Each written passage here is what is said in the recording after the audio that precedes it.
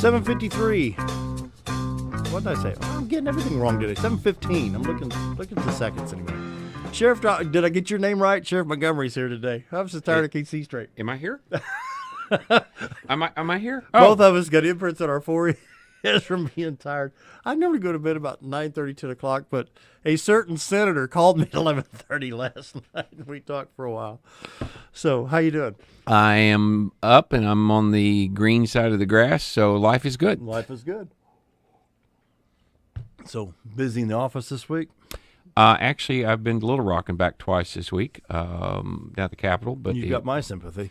We have, for us, and I'm saying law enforcement, sheriff's office, whatever across the state, it's been a pretty good last couple of weeks. So we've had some success and a few pieces of legislation that's been signed into law, and there's going to actually be a signing today. I think they're having a little ceremony today to sign the Prison Reform Act. I don't know what it's officially called, but that's what I call it, that the governor proposed. And so after several amendments, it's now been passed and getting ready to be signed today, I think, officially. And how will that help?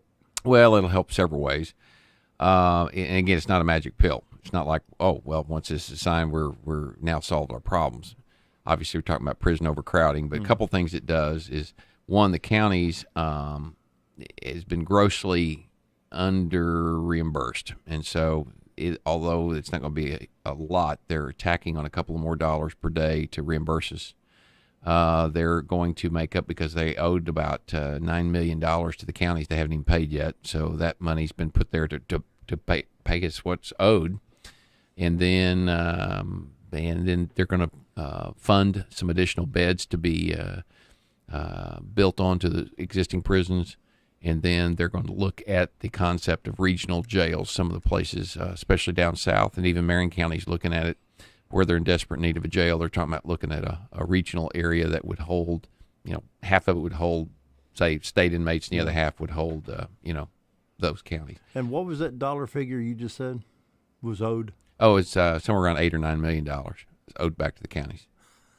Yeah, that they're behind. And the last thing, which is interesting, and it would take too long to debate, but for the last several years, it's kind of like they knew that they were going to owe the counties, and I'm making up a number, $20 million, but they would never give them $20 million. They'd only budget, say, 10 or 12, even though they knew it was going to cost 20. So every year they run out of money, and they end up owing the counties money. What if we did that with our taxes? Well, I know, but in the governor's proposal, calling the kettle black though. In this governor's proposal, though, he put what they believe is the correct amount in there. In other words, this, because it's crazy to do it that way. They expect you to run this on a shoestring. And then the last thing that it will do is it'll actually help us because it sets some guidelines as far as our medical cost. In other words, when we have to go outside and provide medical care, it sets some parameters on what our reimbursement rate is going to be. So. Overall, that's, again, it's not a magic pill. It's not going to empty the prisons or, which ultimately empties the jail. Oh, and the last thing, and I'm sorry I left this part out, there are several dollars being spent on different reentry programs and some rehabilitation and drug courts. I mean, so they're trying to help by increasing bed space, but they're also trying to work to help folks not go back. And you'll have And that's great because that's what it's going to take.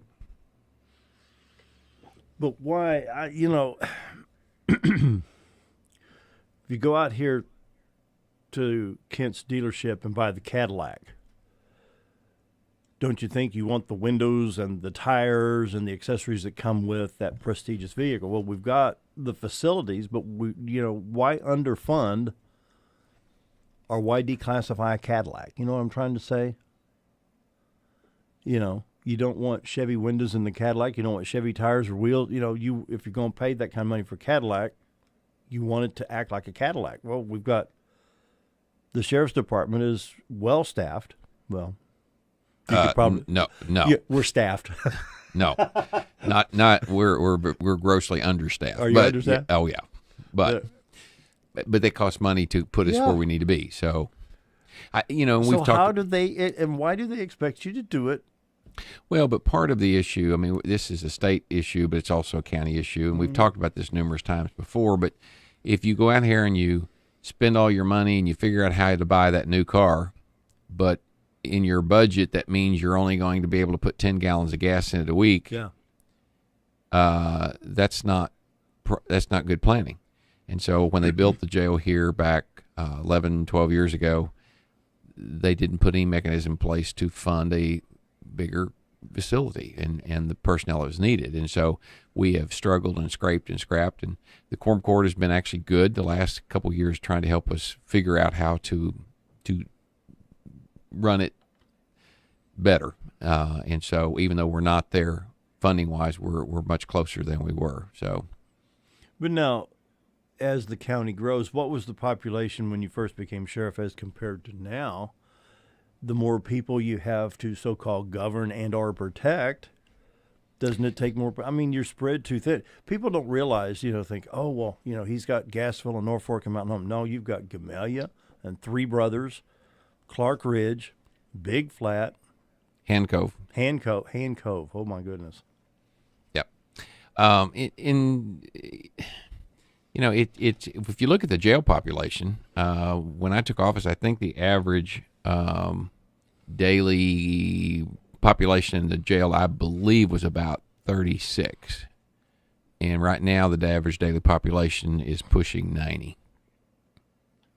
Wanted to see what's Baxter County population right now? 42,000 to something like that, 42, 43. That was the last census, I think. So, unbelievable. So, if you had the genie in the bottle and had 3 wishes, what's your top need? Just bed space? What's our top need at the sheriff's office right now? Yeah. If that genie was sitting in the bottle right here, and then you rubbed it, and well, let me say. I don't know that I can give you an exact answer because here's why. Are we out of bed space? I mean, if you look this morning, no, I got a few empty beds, not many, but typically we've been full and had to put them on the floor. So if I could wave the magic wand and let's say I had $2 million to build on to the jail, and that's probably was what it would take, then I don't have the staff to run it. So then you'd have to hire more staff. But then I can tell you that means that as we then start filling up that space, that means there will be more cost from utilities to, so while I could say yes, we're going to have to look someday at expanding that. There's a cost associated with that. Yeah. We had this discussion years ago. You go out here and someone says, well, here, I'll give you a building. Okay, that's great. You gave it to me, but now can I afford it? Can I afford for you to give it to me? Because I've got to insure it. I've got utilities. I've got, refurbish, staffing, all this stuff. If you look at you was talking about the territory and the population and the amount of increase, they have not added a patrol deputy to the sheriff's office in, I want to say, I believe I'm right when I say the late 90s. Are you kidding? No. Good. And so when we're fully staffed and everybody's there, nobody's on vacation, nobody's gone to training, nobody's sick, we only have 3 deputies patrolling this entire county at any given time. So we are, again, there's another desperate need. If you look at the sheer number of reports that has to be typed, and right now we reorganized, trying to keep the deputies out on the street more. So we actually have people typing the reports. They handwrite the reports when they're at your house taking the notes. But now we have to pull them away from other duties in order to do the typing of reports, which is almost double the amount of reports we do. So we're busy, and I'm not complaining because I still say we live in God's country. If you look at everything we have to offer here, but think about it. I think that's a credit to all law enforcement, not just the sheriff's office, state police, Mountain Home, Gassville, Norfolk, Lakeview, all of those law enforcement agencies working together. Just think about it right now. And I'd say anybody listening, if you decided you wanted to go to, say, Walmart or a grocery store at 10 o'clock at night, you'd go. You wouldn't think about it. You'd go. Now, if you lived in Little Rock, Pine Bluff, Forest City. I'm You'd picking think on twice. Memphis. I'm picking on some. I'm picking on some of these. Yeah. You'd think twice. Yeah. In fact, I've got someone right now that told me I ran into this week and I was in Little Rock, said we do not go out after dark, family wise, unless you wouldn't send your spouse out by themselves. Well, this morning when I got in my vehicle to come to work, my keys weren't in my pocket. I thought, well, we had the thunderstorm come through last night, and I enjoy watching that. I forgot to take them out of the switch. Well, no problem. I just got in. The keys were still there and drove over. Yeah, I don't advise you doing that. No. Normally I lock it and park it in the driveway, but nevertheless, I forgot to take the keys out. Anyway, we're visiting with Sheriff John Montgomery. It's time for the news break. We'll be right back. Stick around. 7:34. The business, let me back up. The Mountain Home Business and Professional Women will have their 36th annual Omelet Brunch and Bake Sale scholarship fundraiser. It's at the American Legion at Market Street. They'll be serving from 8 a.m. until noon. All you can eat, only $5. Be sure to give your flaming dessert omelet a try. And let's see, what else do they say here? Well, I got to tell you, I rarely miss that. I have been to numerous of their brunches over the years. It's great. It's a great atmosphere, great time, and I bet they have a ball. And they have a ball, and the ladies do a fantastic job. Plus, the money goes for a very, very good cause that they raise. So, I do encourage you to go there, and hopefully, maybe I'll see you there Saturday. Saturday morning, 8 o'clock at the American Legion at Market Street. It's the Business Professional Women's 36th Annual Omelet Brunch and Bake Sale, starting at 8 o'clock. Let's talk about what we were talking about during the break, some of the laws that have been actually written in the past that, like the one with the cars. That's interesting. Well, first of all, I got to tell you, my partner, Chief Deputy Jeff Lewis, we worked together for numerous years at the police department, and he's been chief deputy since I've been sheriff, and one of the most brilliant minds I know. And so Jeff, I think we work very well together. And so over the years, typically what happens is something I always say rears its ugly head. You realize there's a quirk in the law, for example, that needs to be tweaked. A quick example was we found, again, the hard way, that if a sex offender, if that person was convicted in another state as a juvenile, in Arkansas, that stays with them even after they become an adult. Well, it does in all the other states, but Arkansas had a little funny quirk in the law that said if you were convicted as a juvenile in another state, it doesn't apply when you come to Arkansas.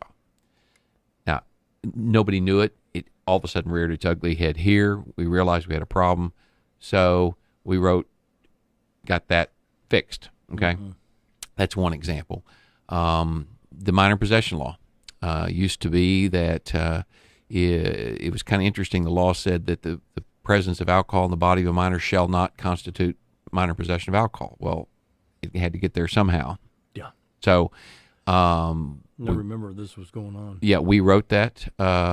Actually, and Senator Key ran that for us, and Karen Hopper on the House side, and got that signed into law in 2011. So, and then, of course, this year we've had a couple more. I think we've actually had, we were trying to figure that up the other day. Jeff and I were looking, and I think there's been 18 or 19 different pieces of legislation that's been signed into law that technically Jeff wrote. I mean, now obviously it's been sent in and they have to tweak it, but actually he wrote that we have done since I've been sheriff. So I want to think that they've all been positive in helping law enforcement. I mean, an example that's happened here, we were talking about the two in particular this year. We had a situation that we had vehicles that were running around that were marked up to look like law enforcement cars. And, for example, over in Rogers, they had a black and white car that said police on the side. There was a case of a guy that bought a car from a small town up in Illinois, moved down here, still said police on the side. It was a little quirk in the law that said you can't sell one, you can't have a blue light on it, you can't use it and act like you're a law enforcement officer, but there was nothing in the law that said you couldn't possess one, own one, drive one. So that's now been fixed and signed into law, and so when it goes into effect at the end of July, that will be a Class D felony to have a vehicle marked up like law enforcement, unless you are law enforcement. And you think about how dangerous that is for people who think. You think about your kid running up to a vehicle needing help, thinking they're going up to a law enforcement officer. And heaven forbid if a real bad guy had one of those marked up, how potentially dangerous that can be. So anyway, that's been fixed. Another law we were talking about, there's as in the prison system uses this, the sheriffs like to use this, but a lot of times the difference between prison and jail, prison they can actually make you go out and work. In jail, I can't make you work. I can ask you to work. I can try to give you incentives to work, but you basically have to volunteer. So what we have wanted to use and try to use is we use, if you will, the carrot that we would give you credit use good time. So if you go out and work and you behave, then we'll try to knock time off your sentence. Well, the problem is, and I think that's a good tool. The problem is there was a section of the law that was written who knows how many years ago when there was not a problem with jail and prison overcrowding that said the sheriff could award good time, but you had to have been in there for 30 days. Now, we're not talking about prison time. We're talking about those folks that were sentenced to the county jail. Well, when you look there, it's just not that often that we get folks that's sentenced to more than 30 days in the county jail. Well, that ties our hands because now we can't give that incentive. So that law has been, again, Captain Lewis wrote that up. We got actually Senator John Woods from over around Fayetteville run that for us. And then Representative Eads ran it on the House side, and that's been signed into law. And so what it does, it allows the sheriff to award up to date per day for good time. So now if the person got sentenced, and again, it's very important, there's some safeguards into place that's in the law.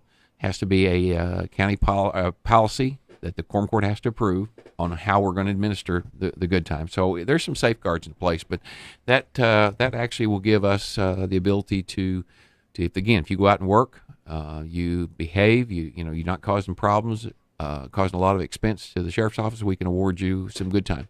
And that's good for a lot of reasons. Number one, it saves the county money. Two, it's an incentive for them to behave and go work and give something back to the taxpayers who's paying them. Do you ever have people object to prison work? Oh, yeah. Why? Oh, yeah. Why do I want to go work? I'm just laying here all day. I mean, citizens, do they ever call and say, well, I saw these guys? Oh, no. Oh, I'm sorry. You meant the citizens. Oh, no. Yeah, do they ever complain? I don't know that I've ever seen that. In fact, I think it's a good thing. If nothing else, we get usually, we'll get lots of calls or cards saying thank you, saw the inmates out working or whatever. And it's let me back up. You asked me earlier about if I could have my magic wand. Okay. Okay. Here's something. And again, we've got so many needs down there. I don't think I can say this is my top priority, but I can tell you, if I could, I wished I had the money to hire someone, deputy, that did nothing but take inmates out and worked them every day. Now, there would be a cost, obviously, because you're going to have the salary and you're going to have, gasoline vehicle on whatever work detail that you would have. But to me, that would be a huge thing because, number one, when you take inmates out to work, typically they've got to behave. In other words, if they're not behave in the jail or if they don't behave when they come out, in other words, we don't take them out on the work detail. Mm-hmm. So for those inmates that do want to work, and we have a lot of them that do, because you think about it, they're getting out of the cell, they're going out and they're working. A lot of them actually, this may seem hard to believe, but a lot of them take pride in the fact that they're going out and whether they're cleaning up right-of-ways or mowing cemeteries or whatever the case may be. So if we could hire a deputy that would take them out every day, they work them, they come back, they're tired, but they feel, so they're better behaved. It actually, I think it saves us money at the jail. I would think it'd be good on their self-esteem, too. Absolutely. So, sure, that's what I wish. But, you figure the cost. I mean, there's a cost associated with that. And so even if the quorum court said, well, here's some money, I'm not sure I could say that's my top priority right now. Mm-hmm. But it certainly is something I wish we had. Now, we do have reserve officers that, we're finishing up a reserve class now. I mean, they come in when they can, but our reserve officers, our volunteers, they already donate 10,000 hours a year. And Captain Jeff Lewis, I mentioned him earlier, but he will take a crew out when things need to be, we've got a long list of projects. And for those folks that call on occasion and say, can you come to my house and rake my leaves? No, we can't go on private property. It has to be government, nonprofits, etc. Right. But he will take crews out. He took crews out 2 days last week and worked. One project, we get calls of wanting us to pick up trash, and he took a work crew out. And I posted actually a picture on my Facebook page. I saw that, yeah.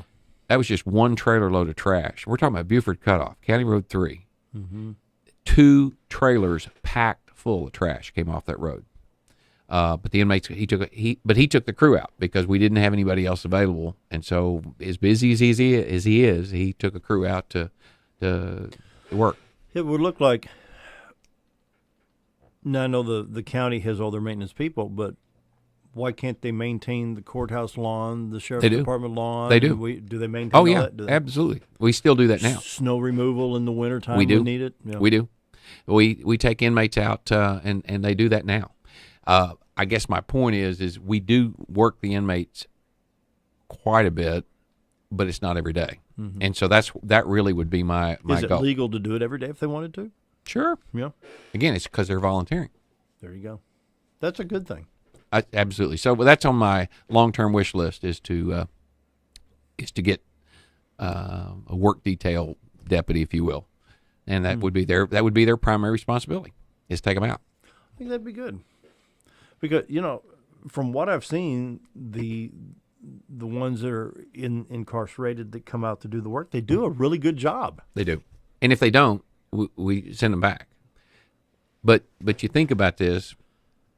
For those that are incarcerated, and again, they have to volunteer, but they have to behave while they're in jail, or they're not eligible. They actually do get, and they can't have any major medical issues, or we can't take them. But they also, by law, they get extra calories, so they're going to get a little extra food if they're out working. So there's another incentive. So they get out in the fresh air, and you're right. Their self-esteem, there's a sense of accomplishment. Probably not with all of them. Some of them are out there but you can tell. And then they come back, they're tired. And if they're tired, they typically don't cause us problems when they're back. How do I ask this question? Do you see self-esteem issues or the lack of self-esteem or self-confidence that can get people into trouble? I mean, I think we're getting into the psychology part here, the psychiatric part of them, trying to figure out the criminal mind, so to speak. And I have to use that a little bit loosely because they're not all criminals. And I'm sorry, I'm smiling over here because when you said that, the first thing come to my mind is that we wanted to go to green scrubs and deck shoes for our inmates because of their self-esteem. Well, my feeling of that is, you know what? Everybody out here knows what's right from wrong. Not saying we all don't screw up from time to time, but they know what's right from wrong. And so they didn't get put in jail because they, went to church on Sunday. Okay. They went there because they broke the law. So, the other night I went to the John 3:16 Ministries fish fry, and they had gentlemen up there that have gone through the program that told what has happened. And there was young men up there from age 18 to 24, 25 years old. And I was telling somebody yesterday, have you ever had carburetor cleaner in your eye or lacquer thinner on your skin or battery acid? Then why in the world do you want it in your bloodstream? And that, I think that's what I don't understand is, I mean, I was a mechanic for years, and I've dealt with battery acid and lacquer thinner and carburetor cleaner, and I got carburetor cleaner in the eye one time, and it burns. I don't want it in my bloodstream. Hold that thought. I got to take this quick break. More with the sheriff right after this. We'll finish out the show with Sheriff John Montgomery.